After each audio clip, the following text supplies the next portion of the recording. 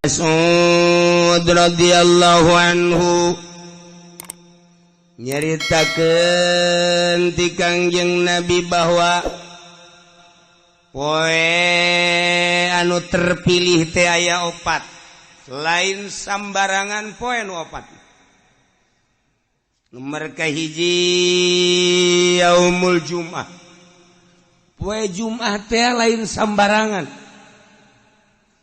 Lantaran dina poe Jumat fiha sa'atun la yuwafiquha 'abdun muslimun yas'alullah ta'ala syai'an min amri dunya wal akhirah illa a'tahu iyyahu.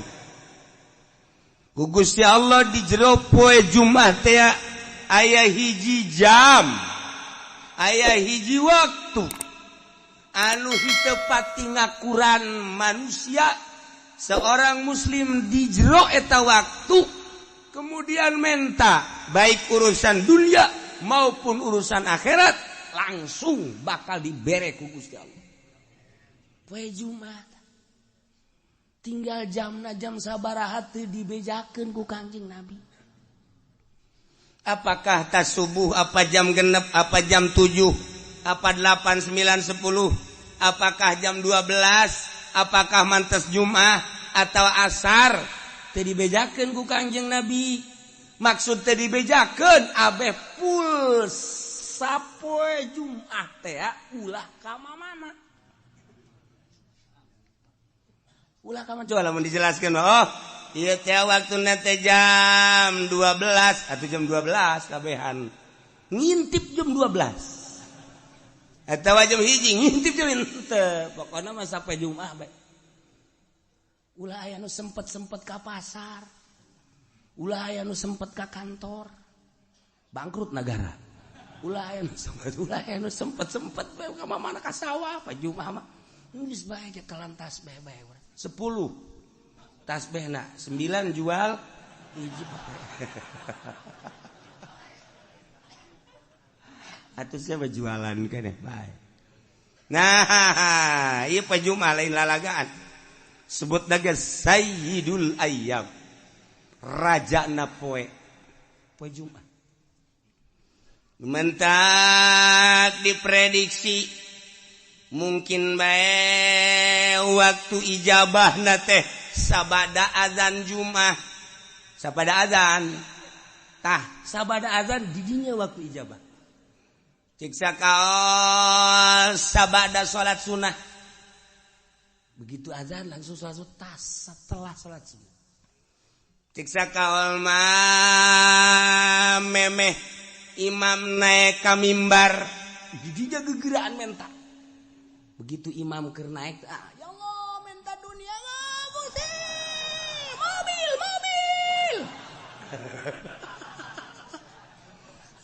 Teu parugu.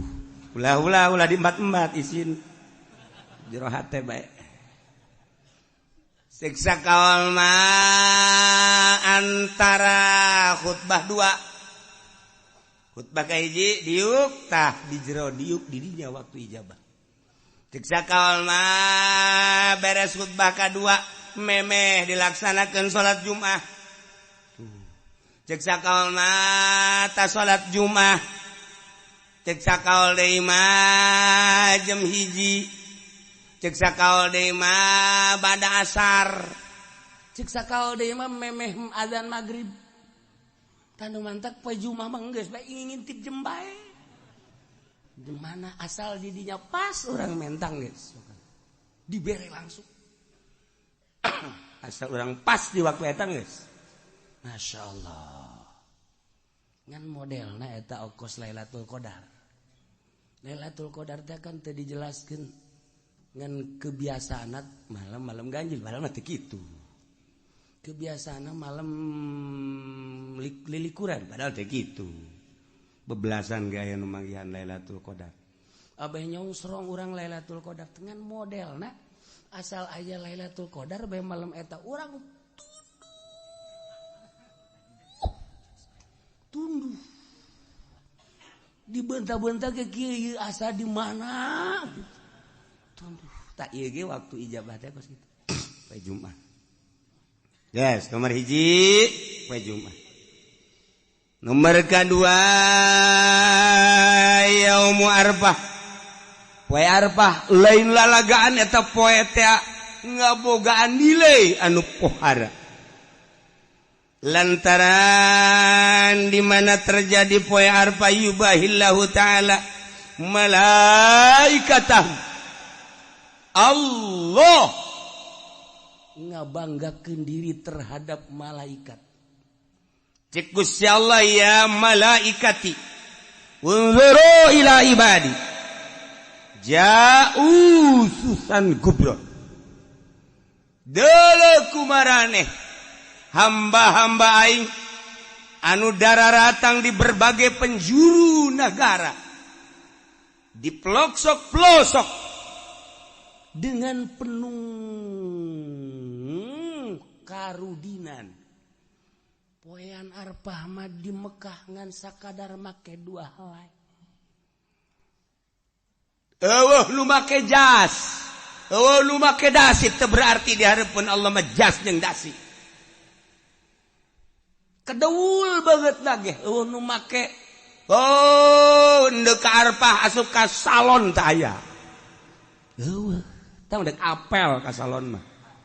Ka Allah mah ruwag ruwig tur kedeul boro-boro ngurusan awak bugu baju ge teu dipake ngan saukur dua helai. Cek Gusti Allah, hei malaikat pandang ku anjeun qad anfaqul amwal nyana daratang ka Arfah aya nu ngajual sawah, aya anu ngajual mobil, aya anu ngajual buruan imah, aya anu ngajual kebo berikut jeung anak kotok-kotok.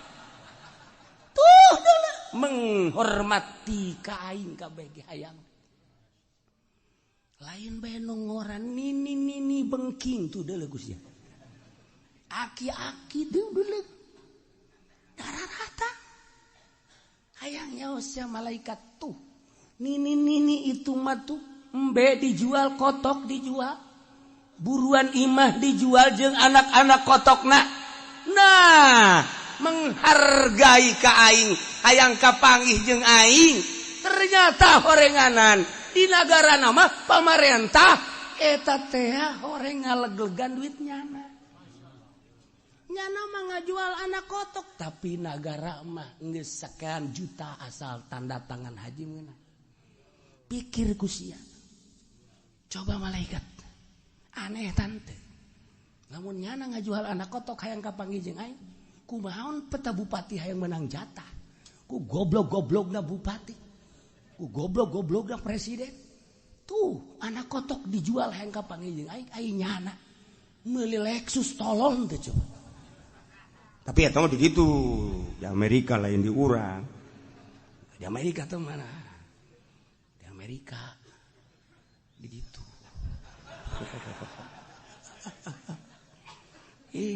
Sedih urang. Haju ngadagoanana geus nyaho malaikat. Aya anu 5 tahun. Bejana cenah di Indonesia mah 27 tahun. Kabur malodar sia. Hayang kapanggih jeung aing tuh. Taha.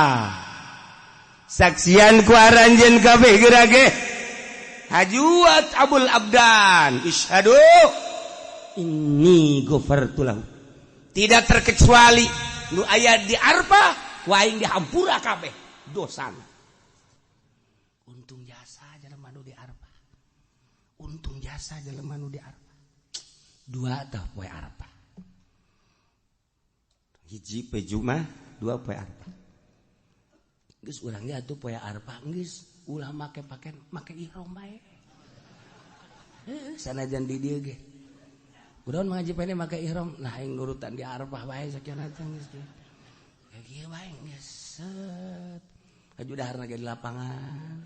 Nurutan di Arfah bae di ditu. Ulah nyisiran banan kayak anakna mawa ka grogol misalnya.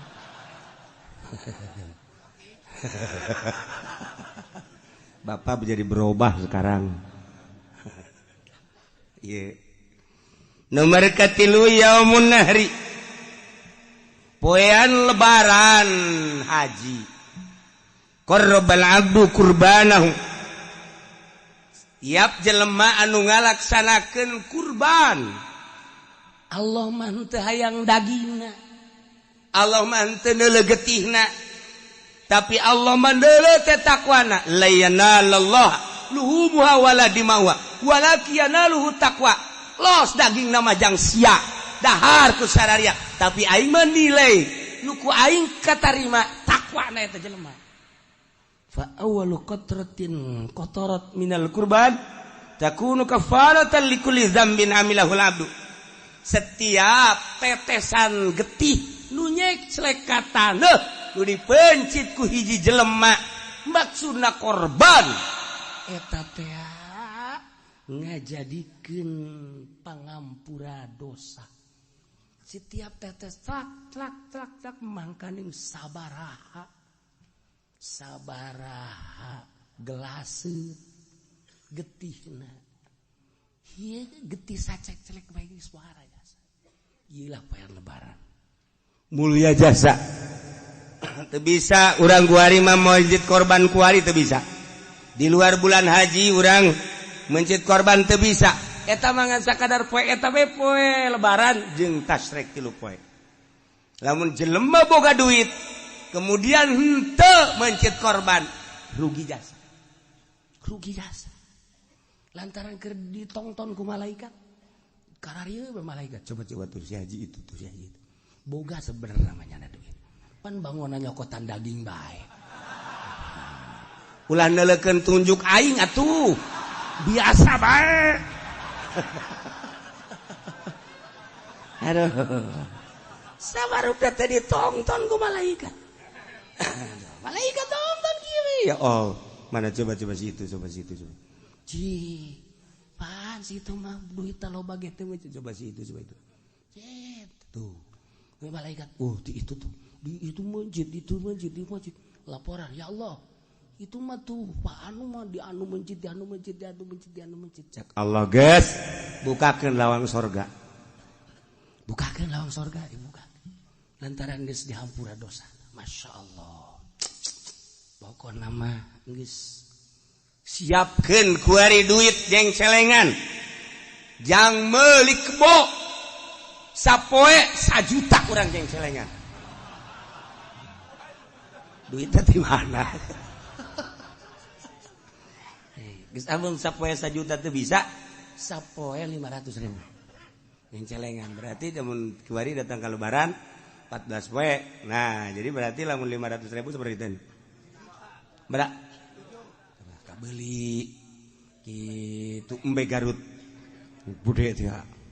Wah, cenah kieu duit teh boga tuh sakitu mah. Geus bae tuh sapoe 100.000. 100.000 berarti kuari datang ka lebaran sabaraha? 1 juta. Nah, kabeli embe cisoka. Embe kacang nu leutik.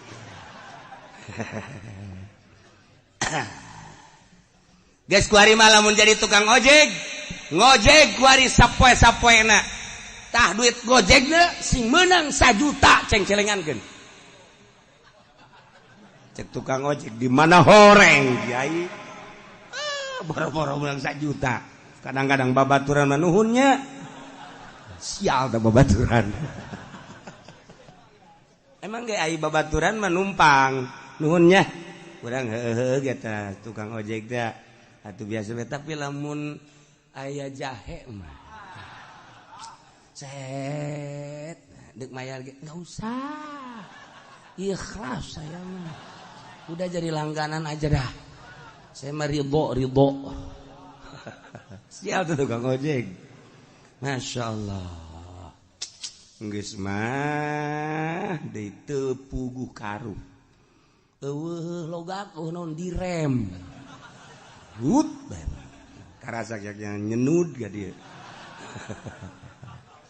Atuh ka ojek teu bareres. 2, 3, 4 Yaumul Fitri. Poe lebaran fitri. Eta teh lain sembarangan poe. Lantaran diawali ku puasa.